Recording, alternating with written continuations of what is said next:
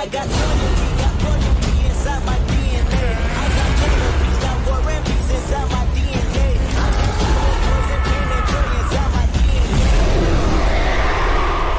神羅転生 हमने पिछले एपिसोड में देखा था कि जीनोसामा की स्पिरिट गोकू के साथ मिल जाती है, जिससे गोकू एक बहुत ही पावरफुल ट्रांसफॉर्मेशन अचीव कर लेता है, जिसे हम MUI सुपर साइयन 3 के नाम से बुला सकते हैं। वाइल गोकू की यह ट्रांसफॉर्मेशन देखकर वेजिटा पूरी तरह से सरप्राइज हो जाता है। तभी गोकू के अंदर से जीनोसामा कुछ कहते हैं, गोकू मुझे नहीं पता मेरे फ्यूचर पार्ट को क्या हुआ है, मगर उसने सारे मोटर्स को मार देने का ऑर्डर दे दिया है। जीनोसामा की बात सुनकर गोकू कहता है, आप चिंता मत कीजिए जीनोसामा, मैं उस फ्यूचर के जीनोसामा को ख़त्म करके सब कुछ नॉर्मल कर दूंगा, ये मेरा वादा है आपसे। मुझे तुम पर विश्वास है गोकू, और मैंने अपनी पूरी पावर तुम्हें दे दी है जो भी मेरे पास थी। गोकू को न्यू ट्रांसफॉर्मेशन मिलने के कारण अब वो बहुत ज़्यादा पावरफुल हो चुका था। किंग ऑफ एवरीथिंग की पावर की वजह से गोकू का पूरा साइयन पोटेंशियल अनलॉक हो जाता है, बट अभी भी गोकू को यह पावर की आदत नहीं थी, इसलिए वो ज़मीन पर गिर जाता है और अपने बेसिक स्टेट में वापस आ जाता है। पर गोकू के कपड़े पूरी तरह से चेंज हो चुके थे, वो वैसे ही कपड़े थे जैसे गोकू ब्लैक के थे। कुछ देर बाद गोकू उड़ जाता है और गोकू की बेस स्टेट की पावर इतनी थी कि वो किसी भी गॉड ऑफ डिस्ट्रक्शन को ईजिली हरा सकता है। गोकू में यूँ बदलाव देखकर वेजिटा कहता है, क्या करो तुम्हें क्या हुआ था अभी, और तुम्हारे अंदर से इतनी पावर कहाँ से आ रही है, और तो और तुम्हारे कपड़े पहले जीनोसामा जैसे कैसे हो गए थे। फिर गोकू वेजिटा को सब कुछ समझाने लगता है, वेजिटा फ्यूचर के जीनोसामा की वजह से हम दोनों यहाँ पर फंसे हैं, क्योंकि उन्होंने सारे गॉड और एंजल्स को यह ऑर्डर दिया था कि जितने भी पावरफुल मोर्टल है उन सबको मार दो। बट इसमें उनकी भी कोई गलती नहीं है, क्योंकि उन पर किसी ने काबू करके रखा है जो उन्हें यह सब ऑर्डर देने के लिए मजबूर कर रहा है। और जहाँ तक आती है मेरी पावर की बात, वो तो प्रेजेंट के जीनोसामा ने मुझे अपनी थोड़ी सी पावर दी है, बट उन्होंने थोड़ी पावर तुम्हारे लिए भी छोड़ी है। अच्छा, ये सब उस भविष्य के जीनोसामा की वजह से हो रहा है, बट जीनोसामा ने तुम्हें पावर कैसे दी? अब चुप रहो वेजिटा और ये पावर को रिसीव करो। गोकू एक बहुत पावरफुल एनर्जी बॉल वेजिटा पर थ्रो करता है, जिससे वेजिटा को भी जीनोसामा की पावर मिल जाती है, और उसी के कारण वेजिटा एक न्यू ट्रांसफॉर्मेशन अनलॉक कर लेता है, जो ट्रांसफॉर्मेशन थी अल्ट्रा ईगो। एक्चुअली ये अल्ट्रा ईगो का फुल्ली मास्टर वर्जन है, जो गोकू की न्यू ट्रांसफॉर्मेशन की बराबरी इजीली कर सकती है। काकारोट, यह पावर तो कमाल की है जीनोसामा, आपका बहुत शुक्रिया जो आपने मुझे पावर दी।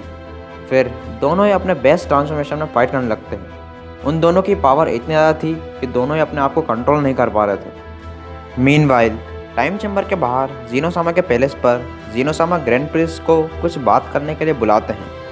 फिर ग्रैंड प्रिंस वहाँ पर आकर जीनोसामा के सामने झुककर पूछते हैं, क्या बात है जीनोसामा, आपने मुझे बुलाया?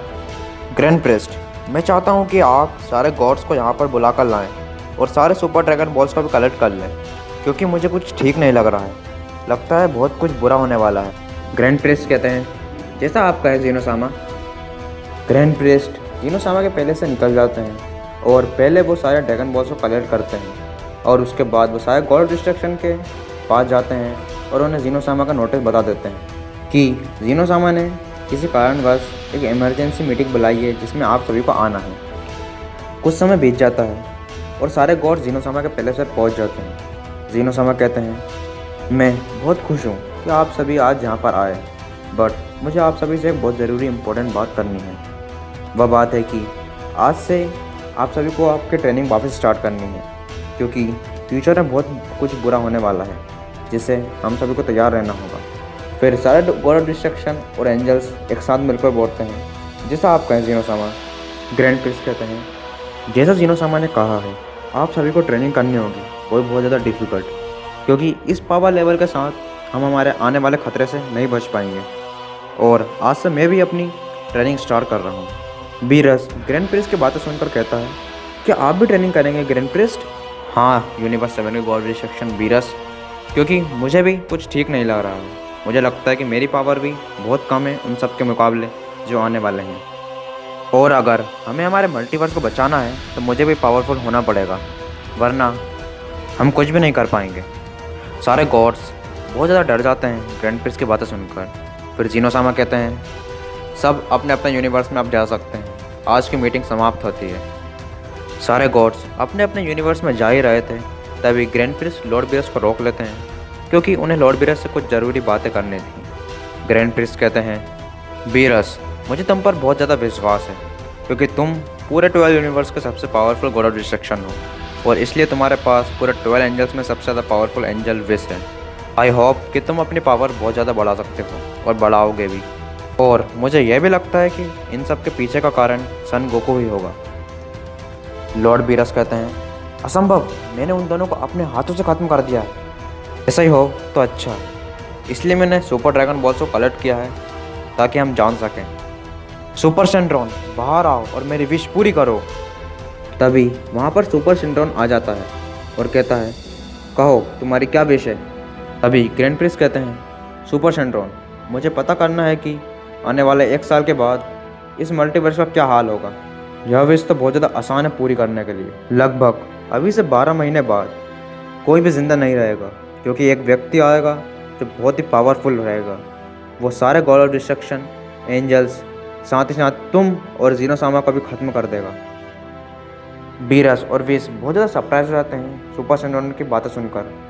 मैंने तुम्हारी विश पूरी कर दी है और अब मैं जा रहा हूँ। फिर सुपर सिंड्रॉन वहाँ से डिसअपेयर हो जाता है और साथों के साथ सुपर ड्रैगन बॉल्स यूनिवर्स 7 और यूनिवर्स 6 में चली जाती हैं। फिर ग्रैंड प्रिस्ट बीरस और विश से कहते हैं, अब तुम्हें समझ में आया मैं इतनी चिंता क्यों कर रहा था बीरस। लॉर्ड बीरस कहते हैं, मैं समझ चुका हूँ ग्रैंड प्रिस्ट और मैं प्रॉमिस करता हूँ कि मैं बहुत बहुत ज़्यादा पावरफुल बनूँगा और हमारे यूनिवर्स को डिस्ट्रॉय होने से बचाऊँगा। फिर दोनों ही बीरस और विश वहाँ से निकल जाते हैं। बट बीरस बहुत ज़्यादा ही गोकू और वेजिटा के बारे में सोच रहा था। बीरस अपनी सोच में ही कहता है, अभी तक वो दोनों तो भूख के कारण मर चुके होंगे। और विश से कहता है, हे विश, तुम्हें पक्का यकीन है कि तुम्हारी सील को कोई भी नहीं तोड़ सकता। नहीं लॉर्ड बीरस, ये इम्पॉसिबल है क्योंकि जो भी मेरे सील को तोड़ने के दम रखता है वो हम दोनों ही हैं। बाकी इस पूरे 12 यूनिवर्स में कोई भी मेरी सील को नहीं तोड़ सकता। उसको तोड़ने के लिए उसे मुझसे ज़्यादा पावरफुल होना पड़ेगा। ठीक है विश, तुम्हारे जवाब ने मुझे बहुत ज़्यादा रिलैक्स कर दिया है। बट हमें ट्रेनिंग स्टार्ट करनी होगी जिससे हम पावरफुल बन सकें और आने वाले खतरे से निपट सकें। वहीं दूसरी तरफ टाइम चैम्बर के अंदर गोकू और वेजिटा बाहर जाने के लिए पूरी तरह से तैयार हो चुके थे। टाइम आ चुका है कि अब हम इससे निकलें। हाँ काकारोत, अब उस बीरस को हम बताएंगे कि असली डर क्या होता है।